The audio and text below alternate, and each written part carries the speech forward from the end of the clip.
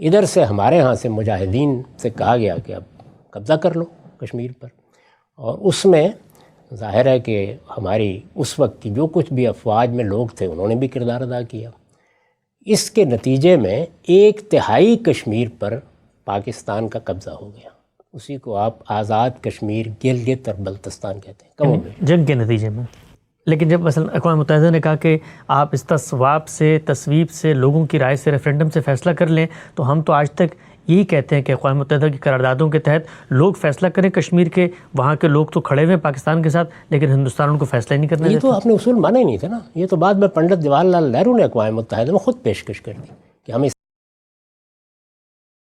4 چیزیں بطور پاکستانی کے جب سے ہم پیدا ہوتے ہیں ہمارے حافظے میں جو بالکل پیوست کر دی جاتی ہیں دشمنی کے اسباب، وجوہ اور علل کی بنیاد پر، ان میں سے ایک ایک کر کو میں چاہتا ہوں آپ کے سامنے رکھوں۔ سب سے پہلی چیز ہے کشمیر کا مسئلہ۔ کہا جاتا ہے کہ کشمیر جب تقسیم ہو رہی تھی، مسلمانوں کی وہاں پہ اکثریت تھی، وہ پاکستان کے ساتھ شامل ہونا چاہتے تھے، ہندوستان نے پاکستان دشمنی کا مظاہرہ کرتے ہوئے وہاں پر فوجیں بھیجیں، اور آج بھی ہم دیکھتے ہیں لاکھوں فوجیں وہاں پر موجود ہیں، ان کے قبضے میں۔ ہمارے یہاں تو روزانہ پی ٹی وی پہ رات کے 9 بجے کے خبر نامے میں کشمیر کی یہی ظلم اور جبر کی داستان دکھائی جاتی ہے کہ جیسے دشمن قومیں سلوک کرتی ہیں ویسے ہی اس قوم کے ساتھ جو پاکستان کے ساتھ ملنا چاہ رہی تھی ان کے ساتھ سلوک کیا گیا۔ پہلا نقطہ کشمیر۔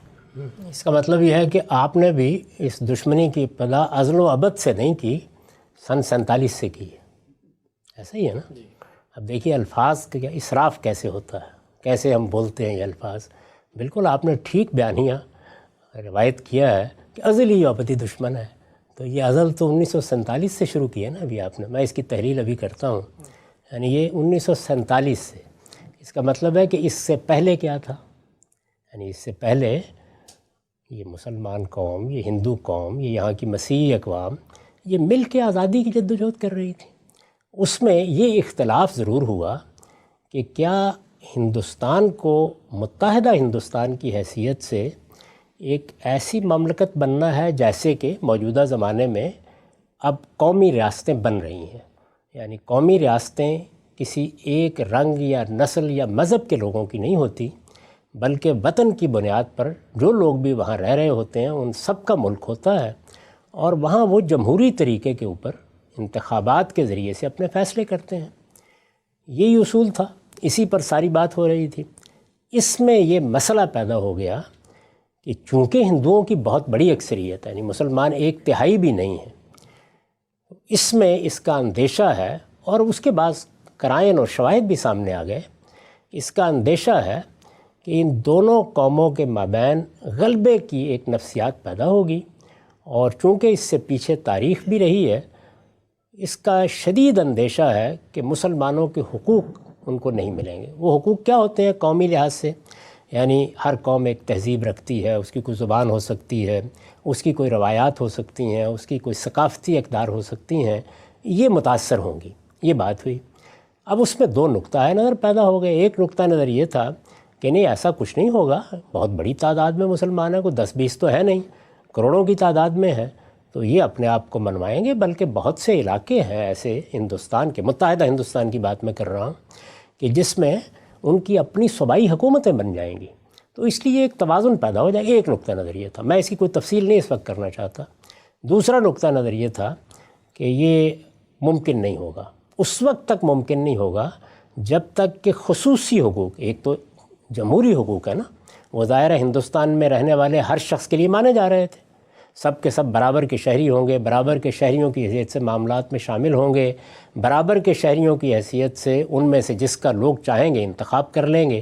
یہ اصول تو طے شدہ تھا، اس میں کوئی اختلاف نہیں تھا، لیکن مسلمانوں کی قیادت کا احساس یہ تھا کہ نہیں، برابری کا اصول ٹھیک نہیں ہے، مسلمانوں کو اپنے حقوق کے معاملے میں، وہی حقوق جو میں نے گنوا دیے ہیں، کچھ تحفظات کی ضرورت ہے۔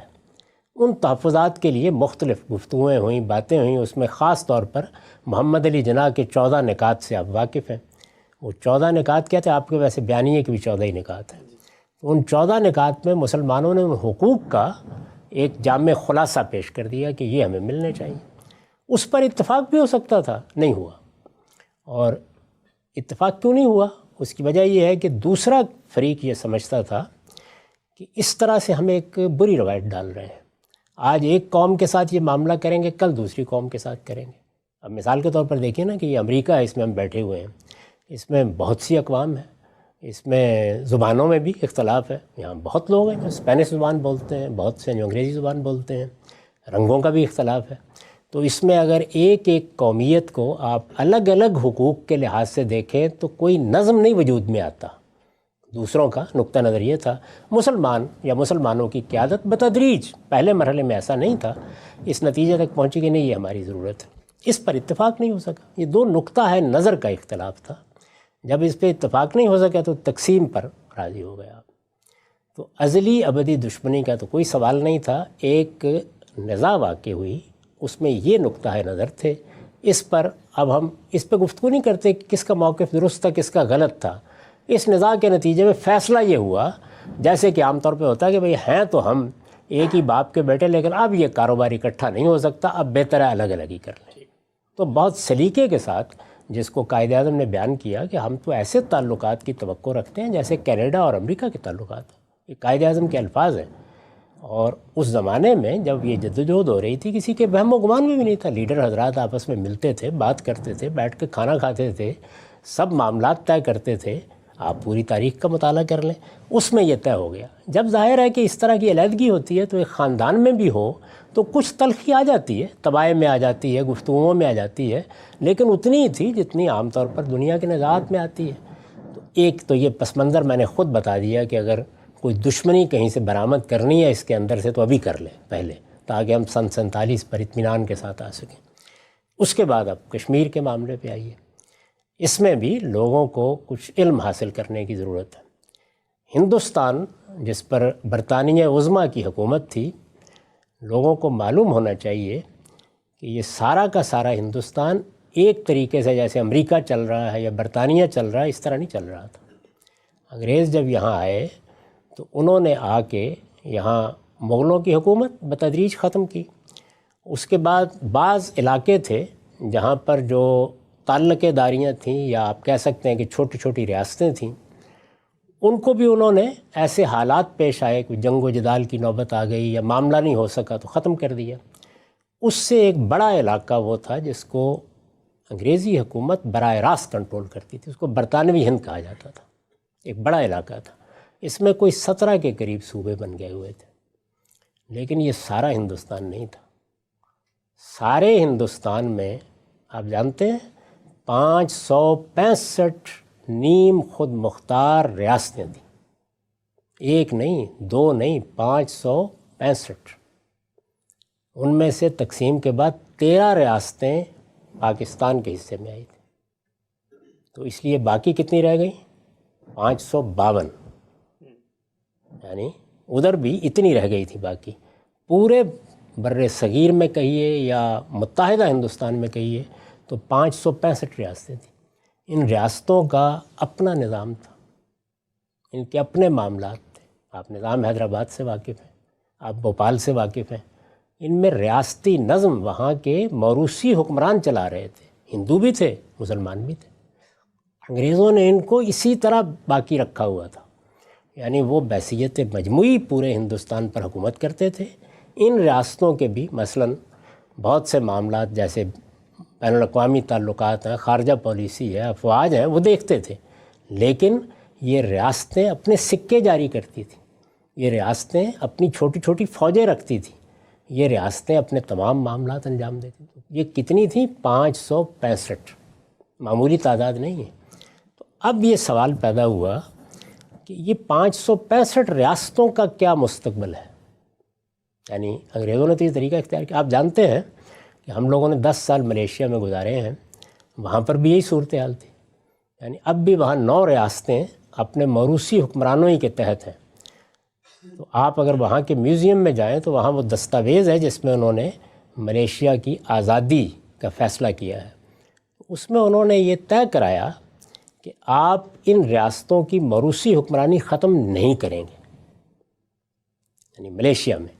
یہاں بھی سوال تھا کہ اب کیا ہوگا، یعنی باقی تو چلیے برطانوی ہند تو براہ راست ان کے قابو میں ہے، لیکن یہاں تو حکمران ہے نا، کہیں نظام ہے اور کہیں راجہ ہے اور کہیں مہاراجہ ہے، یہاں کیا ہوگا، کیا کیا جائے گا؟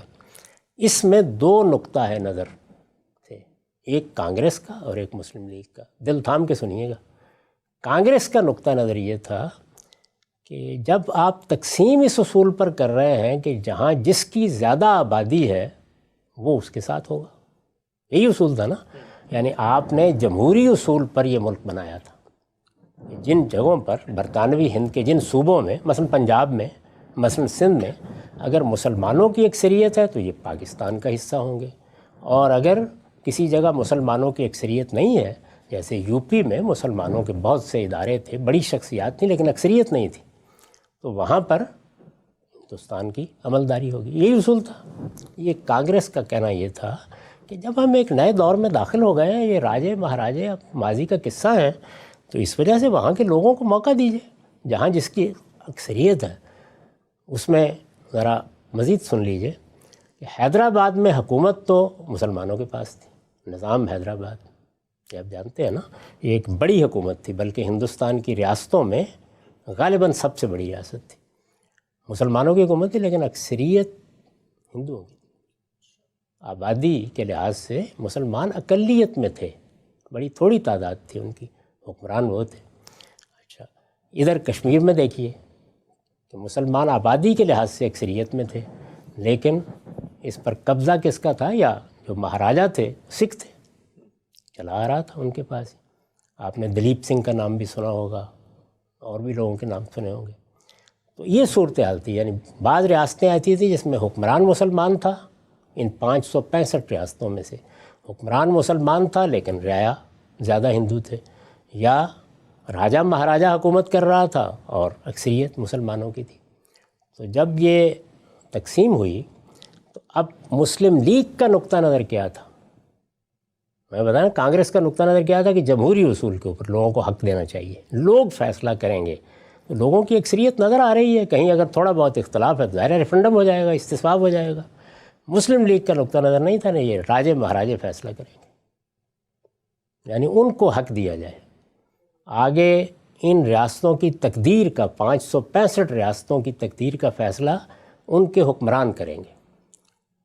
اب میں اس وقت اس کے تحلیل نہیں کرتا کہ یہ کیوں رائے قائم کی گئی، لیکن بہرحال جمہوری اصول کے خلاف تھی یہ رائے. بالکل.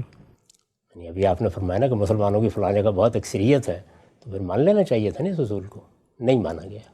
یہ مسلم لیگ نے نہیں مانا. یہ ایک بالکل طے شدہ تاریخی حقیقت ہے. جب نہیں مانا اور دوسرے اصول پر اصرار کیا تو بالآخر وہی مانا گیا. اب جب مانا گیا تو پھر تقسیم کے فارمولے کے تحت ان 565 ریاستوں کو حق دیا گیا کہ یہ چاہیں تو اپنی خود مختاری، اسی طرح کی نیم خود مختاری باقی رکھیں، چاہیں تو یہ ہندوستان کے ساتھ الحاق کر لیں، چاہیں تو پاکستان کے ساتھ کر لیں. اب ایک بڑی واضح سی صورتحال تھی کہ کوئی چارہ ہی نہیں تھا کہ ریاستیں کر لیں، کیونکہ ہر ایک کو معلوم تھا کہ پنڈت جواہر لال بھی اس کو قبول نہیں کریں گے. ادھر کی قیادت بھی، یہ قیادت دنیا میں راجے مہاراجوں کے دور سے ذہنی لحاظ سے آگے جا چکی تھی. تو اس لیے اب دیکھیے کیا ہوا، 549 ریاستوں نے، 552 رہ گئی تھی نا ہندوستان میں، 549 ریاستوں نے ہندوستان کے ساتھ بہت جلد، یعنی تھوڑے تھوڑے دنوں کے بعد الحاق کا اعلان کر دیا. 3 ریاستوں نے توقف فرمایا. اچھا. جوناگڑھ نے، حیدرآباد نے اور کشمیر نے. یعنی انہوں نے فوراً فیصلہ نہیں کیا. اس میں ظاہر ہے کہ مسائل تھے. یعنی نظام فیصلہ کرے تو وہ خود مسلمان ہے تو اس کی رائے تو ہوگی نا کہ میں پاکستان کے ساتھ جاؤں، لیکن رائے نظر آ رہا ہے کہ ان کی تو اکثریت ہندوؤں کی ہے. مشکل ہو گیا نا یہ فیصلہ. کشمیر کا حکمران فیصلہ کرے، ایک مشکل صورتحال تھی.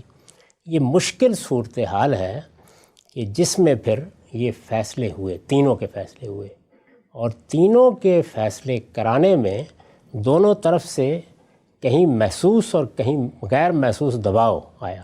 ایسا ہی ہونا تھا، لازمی، اس کا ناگزیر نتیجہ یہی تھا. چنانچہ ہم نے دیکھا کہ جوناگڑھ میں بھی ہندوستان کا دباؤ کام کر گیا، نظام حیدرآباد پر بھی کام کر گیا، یعنی وہاں پر بھی آہستہ آہستہ قبضہ ہو گیا اس کا. اور ادھر کشمیر میں بھی یہ چیز کام آئی اور کشمیر کی طرف سے بھی الحاق ہو گیا. تو تینوں نے الحاق کی دستاویز پر دستخط کر دیے. اب آپ کا نیریٹو یا بیانیہ کیا ہے کہ یہ الحاق پر جو دستخط ہوئے ہیں یہ آزادی کے ساتھ نہیں ہوئے. یہ ایسے ہی ہے جیسے انتخاب کا نتیجہ سامنے آ گیا تو آپ نے کہا کہ دھاندلی ہو گئی. یہ نیریٹو تھا. اس نیریٹو میں یہاں سے کچھ مجاہدین اٹھے اور انہوں نے اٹھ کے تقسیم کی ہمہ ہمی تھی. یعنی ابھی کوئی افواج نے اس طرح سے کنٹرول حاصل نہیں کیا تھا. ظاہر ہے ہماری سرحدیں ملتی تھیں بالکل اسی طرح جیسے حیدرآباد کو ہندوستان چاروں طرف سے گھیرے ہوئے تھا. وہاں ان کی افواج کو بھی اور پولیس کو بھی ایکشن کرنے میں کوئی زیادہ مشکل پیش نہیں آئی. ادھر سے ہمارے ہاں سے مجاہدین سے کہا گیا کہ اب قبضہ کر لو کشمیر پر. اور اس میں ظاہر ہے کہ ہماری اس وقت کی جو کچھ بھی افواج میں لوگ تھے انہوں نے بھی کردار ادا کیا. اس کے نتیجے میں 1/3 کشمیر پر پاکستان کا قبضہ ہو گیا. اسی کو آپ آزاد کشمیر گلگت اور بلتستان کہتے ہیں. کم و بیش جنگ کے نتیجے میں اس کو کیا کہیں گے آپ. یعنی اس وقت تو ابھی ہندوستان کی فوج تو ہے ہی نہیں سامنے. جو تھوڑی بہت اس طرح کی قوتیں ہوتی ہیں جو کنٹرول کر رہی ہوتی ہیں تو آپ داخل ہوئے تو آپ نے قبضہ کر لیا. جب ہندوستان کی فوج وہاں اتری اس الحاق کی دستاویزات کے پس منظر میں تو پھر اس کے بعد انہوں نے آگے نہیں بڑھنے دیا. یہ ہو گیا. اب یہ اس وقت کی صورتحال میں ہو گیا. یعنی چونکہ 47 کی صورتحال ہے, تقسیم کا موقع ہے, ایک طرح کا معاملہ ہوا تو یہ اب ایک تنازع بن گیا. یعنی اس تنازع کو اب حل ہونا چاہیے. اس میں اقوام متحدہ میں آپ نہیں گئے تھے, ہندوستان گیا تھا اور یہ کہہ کے گیا تھا کہ ہمارے علاقے پر انہوں نے معاہدات کی خلاف ورزی کر کے قبضہ کیا ہے. آپ کو یاد ہے کہ یہ تاریخی واقعہ کہ مولانا سید ابو اللہ صاحب مودودی نے اس وقت یہ کہا تھا کہ یہ جو کچھ بھی حملہ کیا گیا ہے یہ شرعی لحاظ سے ناجائز حملہ ہے. اس پر بہت بڑے پیمانے پر پروپیگنڈے کا ایک طوفان اٹھا تھا. ظاہر میں تو آپ معاہدات کے پابند ہیں نا, جب تک آپ اعلانیہ ان کو نہیں توڑ دیں گے اس وقت تک یہ کیسے ہو سکتا ہے. یہ ان کا نقطہ نظر تھا. تو بہرحال یہ ہوا. میں اس وقت کسی چیز کی تصویب یا تردید نہیں کر رہا. اس سے ایک تنازع پیدا ہوا. اس میں ازلی یا ابدی دشمنی کہاں سے آ گئی؟ یا مجھے بتائیے دشمنی کیسا؟ بھائی تنازع تو کسی جگہ بھی ہو سکتا ہے. دوسرا کہہ سکتا ہے کہ آپ نے زیادتی کی, آپ کہہ سکتے ہیں زیادتی کی. لیکن یہ اصول تو آپ ہی نے مانا تھا کہ راجہ مہاراجہ فیصلہ کریں گے. تو اس میں مسلمانوں کی اکثریت اور یہ معاملات کہاں سے آپ کے اس بیانیے کا حصہ بن گئے؟ لیکن جب مثلا اقوام متحدہ نے کہا کہ آپ اس تصویب سے لوگوں کی رائے سے ریفرینڈم سے فیصلہ کر لیں, تو ہم تو آج تک یہی کہتے ہیں کہ اقوام متحدہ کی قراردادوں کے تحت لوگ فیصلہ کریں کشمیر کے. وہاں کے لوگ تو کھڑے ہوئے ہیں پاکستان کے ساتھ, لیکن ہندوستان ان کو فیصلہ ہی نہیں کرنے یہ دیتا. تو آپ نے اصول مانا ہی نہیں تھا نا. یہ تو بعد میں پنڈت جواہر لال نہرو نے اقوام متحدہ میں خود پیشکش کر دی کہ ہم استصواب کرا دیں گے. آپ نے تو یہ اصول مانا ہی نہیں تھا. کیوں نہیں کراتا ہندوستان استصواب؟ نہیں, یہ تو تنازع ہوا نا. یعنی کیوں استصواب نہیں ہوا, کیا معاملہ ہوا, یہ جو آپ کے بیانیے میں تو اس وقت یعنی کشمیر کا مسئلہ حل کرنے کے لیے نہیں بیٹھا ہوں. میں یہ جاننا چاہتا ہوں کہ یہ یعنی دشمنی کا بیانیہ کہاں سے آیا ہے. بھئی تنازع ہو گیا. اس تنازع میں, تنازع کا مطلب کیا ہوتا ہے؟ تنازع کا مطلب ہے کہ ایک جائیداد ہے مثال کے طور پر, یا ایک معاملہ ہے, اس میں میرا بھی ایک موقف ہے, آپ کا بھی ایک موقف ہے. اس موقف کو ہم بیان کریں گے, اس پہ گفتگو کریں گے, بات کریں گے. اس میں لفظ دشمنی, یعنی اس وقت مجھے جس پہ گفتگو کرنی ہے وہ یہ نہیں کہ تنازع کیا ہے. تنازع اور اختلافات تو ہیں اور ان تنازعات کے حل بھی تلاش کیے جا سکتے ہیں, لیکن تنازع اور چیز ہے, وہ میرے اور آپ کے درمیان ہو سکتا ہے, باپ اور بیٹے کے درمیان ہو سکتا ہے. دشمنی کیسے ہو گئی وہ مجھے بتائیے نا. دشمنی کی بنیاد ذرا واضح کریں. یہ پہلے آپ کے جو مثال آپ نے دی ہے اس پر میں نے اپنی معروضات پیش کر دی.